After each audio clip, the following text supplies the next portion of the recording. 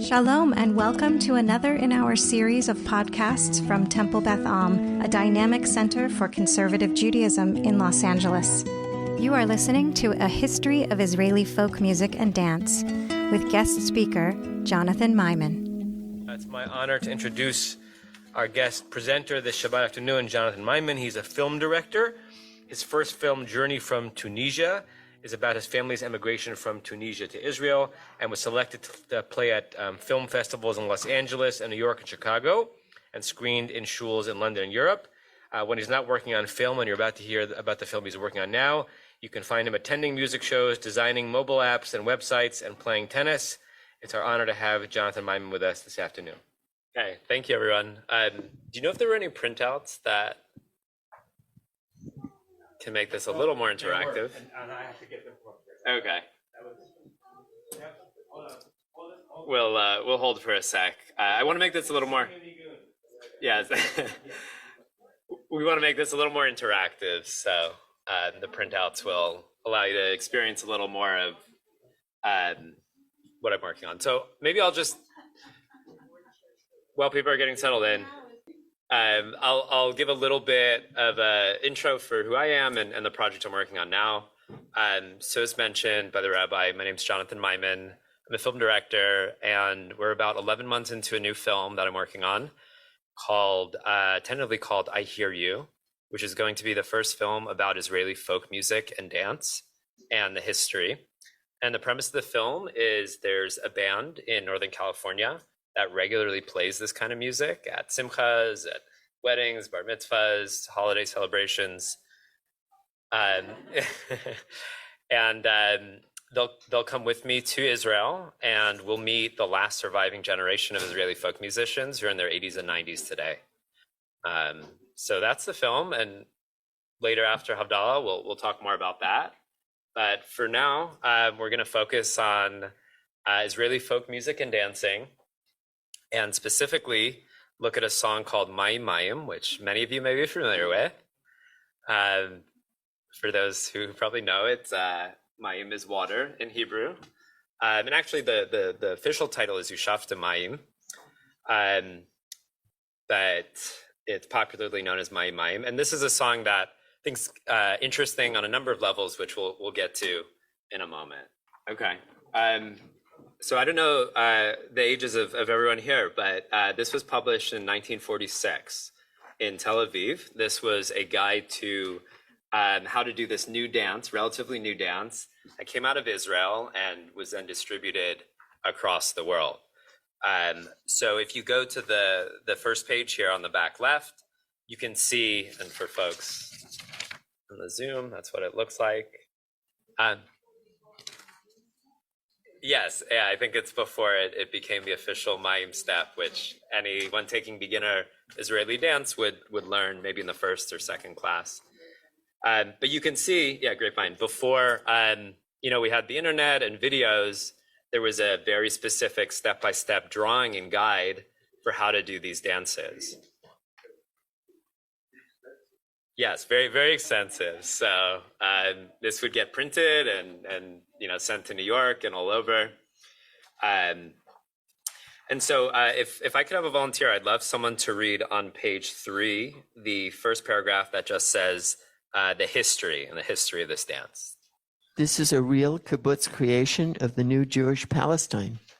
The dance was born in Degania, mother of the kibbutzot, on the shores of the Sea of Galilee. From there, it found its way, born by the youth, to Kiryat Anavim, in the hills of Jerusalem, where it underwent some changes and development. At the first folk dance meeting at Dalia in the summer of 1994, it met with an enthusiastic response on the part of kibbutz dancers from all over Palestine. They quickly learned the new dance and brought it home to their own kibbutzim. Now it is being danced from Dan to Beersheba, from Ramim to Gevulot. In this dynamic dance, you feel the eternal rhythm of the waves, the movement of water drawing from the well, and above all, the supreme joy in finding water that revives the desert. The facile and beautiful form of the dance makes it possible to perform it as a mass dance. Thank you for that. So as you can tell from the last paragraph, the dance steps themselves and the movement of the dance was very much done to mimic the flow of water. And as kind of, if folks know the dance, towards the middle, you kind of come in and you do this. It's almost like a fountain, something gushing. You know, the way water would appear. And so the dance itself was very much designed to mimic intentionally what finding water in the desert after a 7-year search. So that's a little bit about the dance. But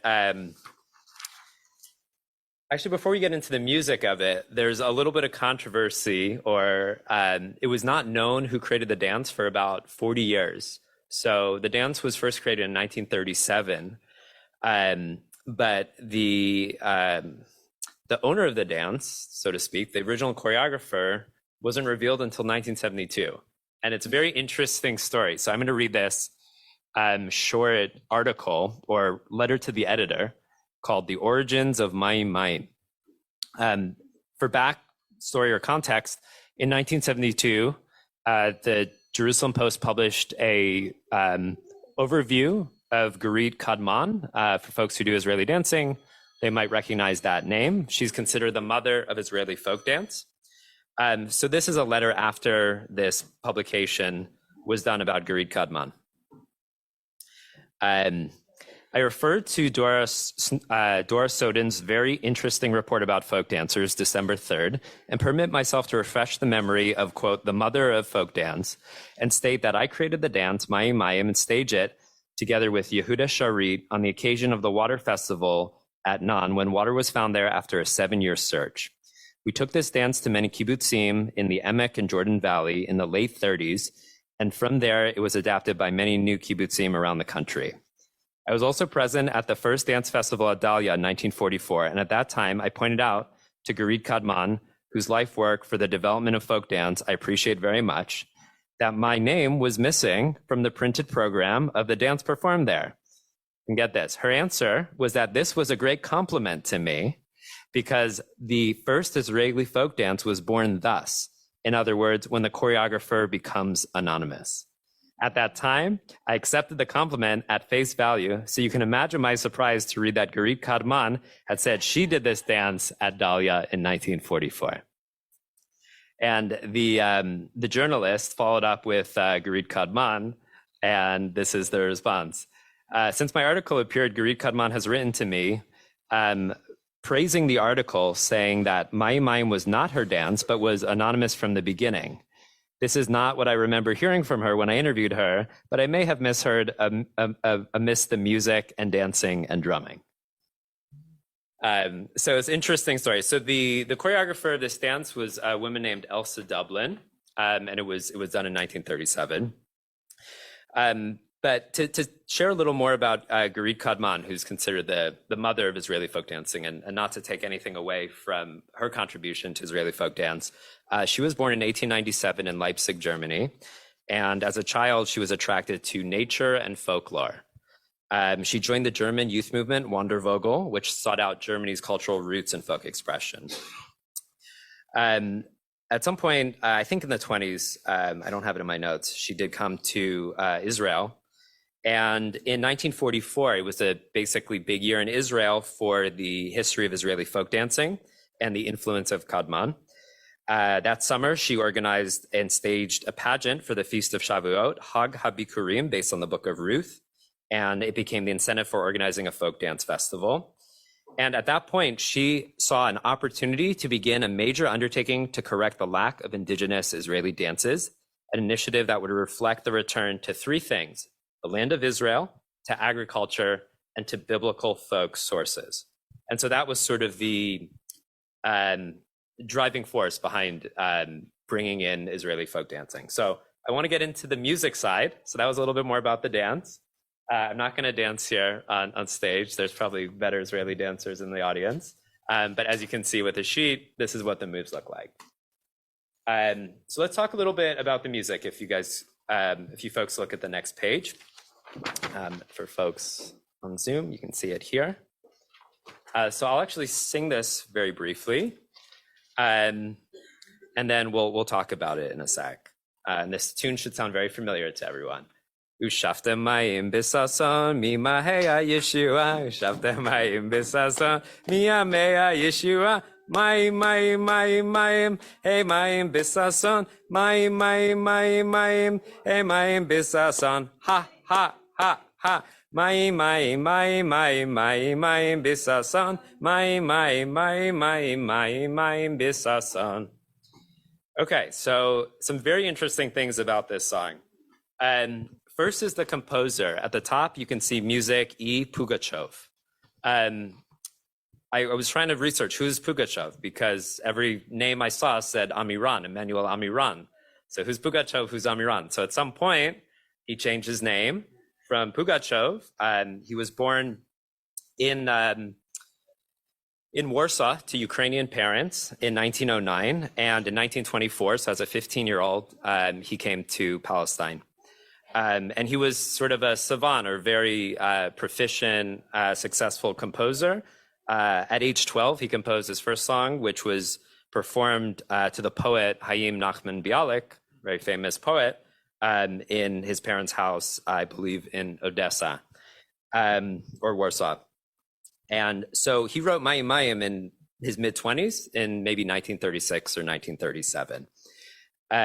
There's a few really interesting things about this song specifically that combine, and this really defines what Israeli folk music is about.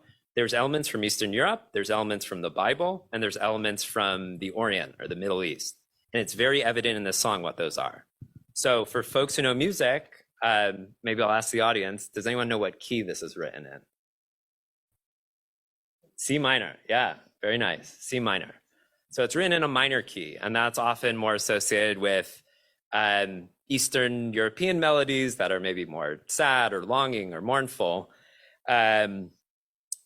And then the second thing is in the middle part, there's this really interesting section where it goes ha, ha, ha, ha.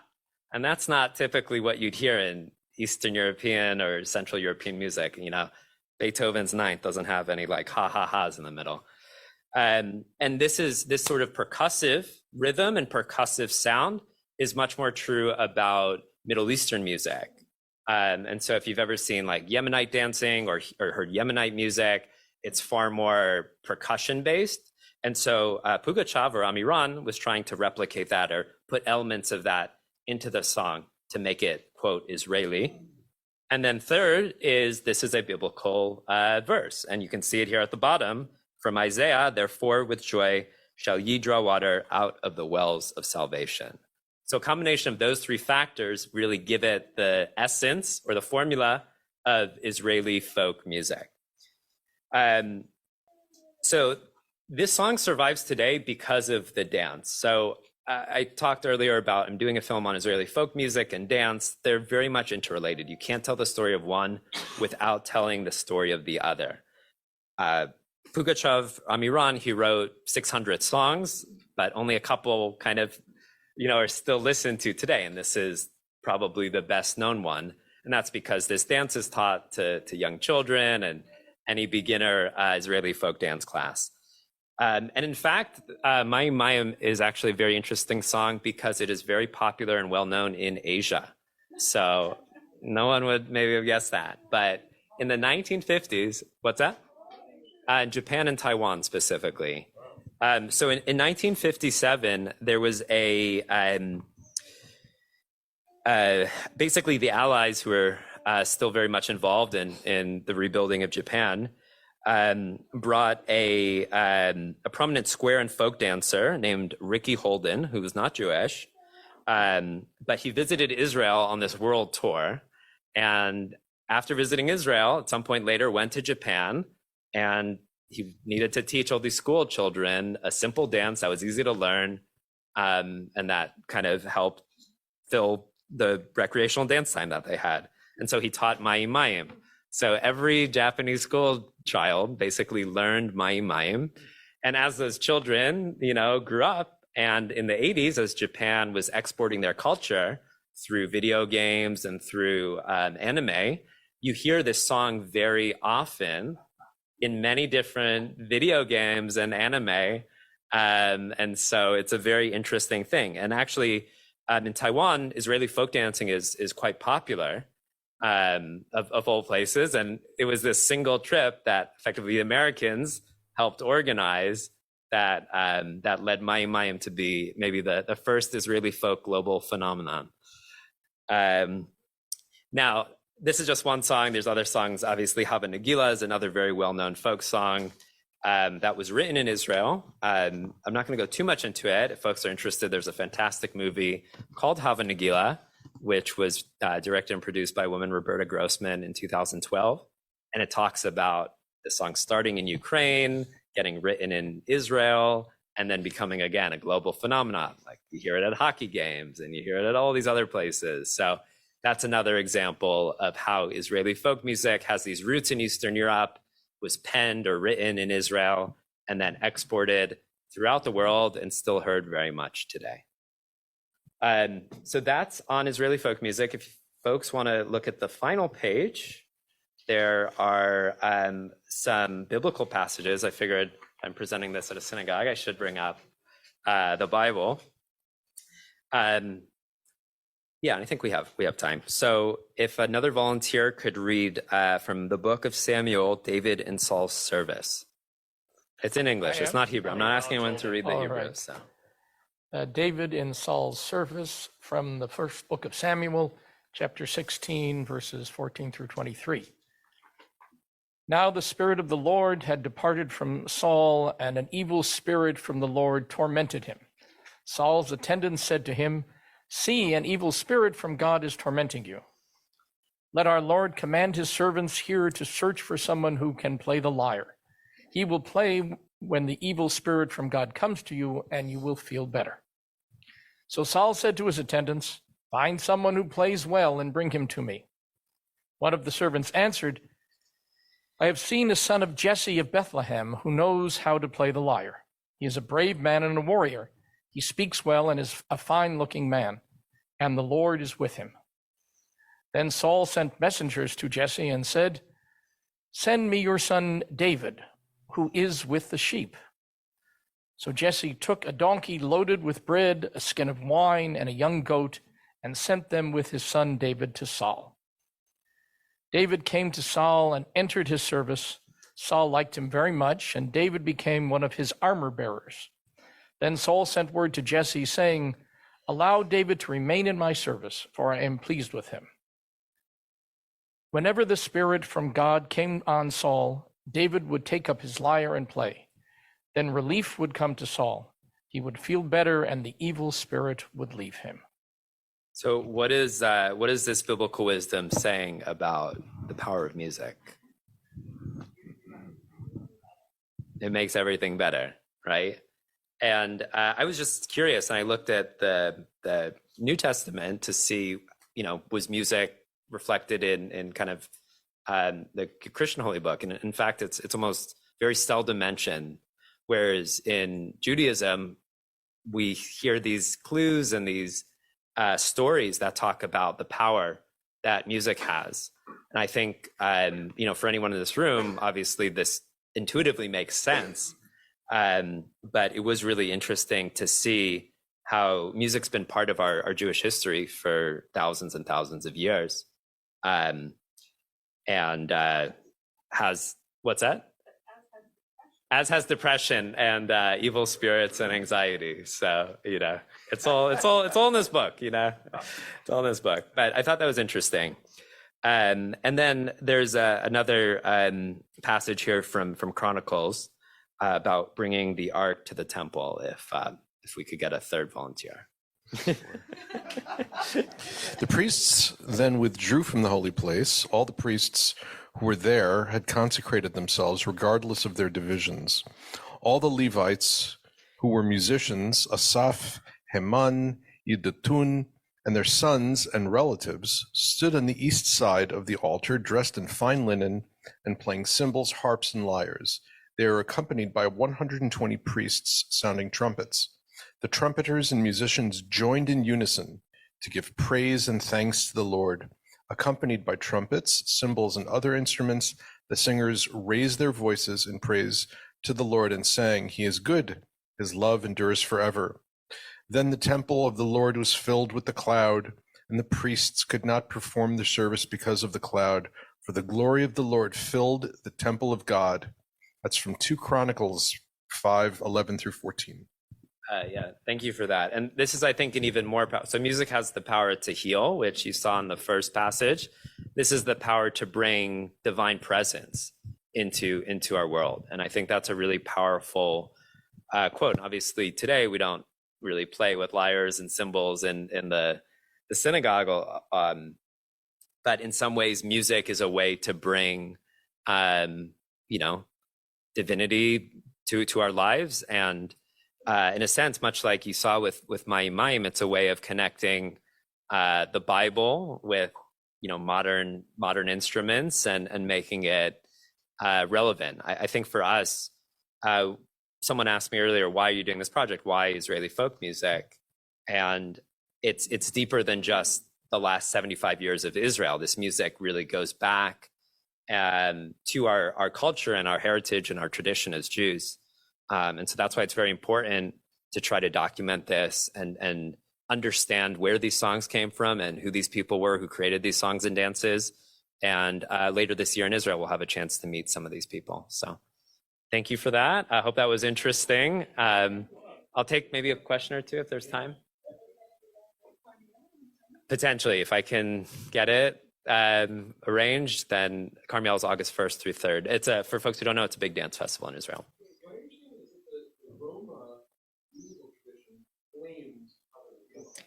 Yeah, so hor is actually, I believe, a Romanian word, and all the Balkan countries have different variations of that word.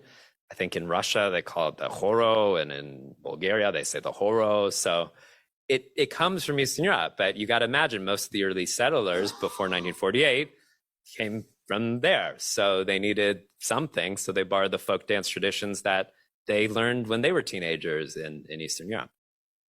Yeah, it's a great question. So the first Israeli folk dance was something called Hora Agadati, which was written in 1924. And Hava Nagila, the song that most people kind of know today, although it's not necessarily a folk dance in the way that you would learn Hava Nagila if you go Israeli folk dancing, was written in 1925. But some parts of it were written in 1918, according to some sources, based on celebration of after the Balfour Declaration was made public. So there was stuff earlier from the 20s, and I'm sure there was more, but very little of it made it to the present day. So Maimon is one of the earliest because it comes from the 1930s. Probably not.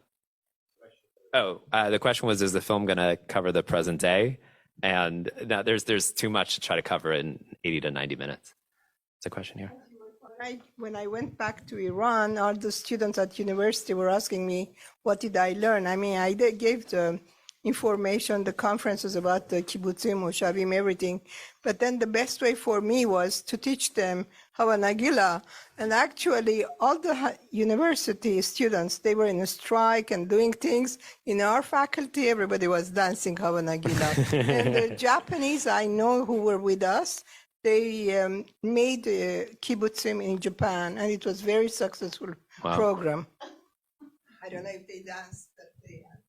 Wow. Okay. So the kibbutzim concept as well, it sounds like you're saying, was brought to Japan. Very successful because I was with group Afro-Asiatic and the and Latin Americans. The Africans tried. Everybody tried a little bit, but Japanese were the best. Okay. Very interesting. Thanks for sharing. Maybe one more. Hi, I have a comment on Zoom. Okay. Yep. Go ahead. Hi. Yes, I'm Roseanne.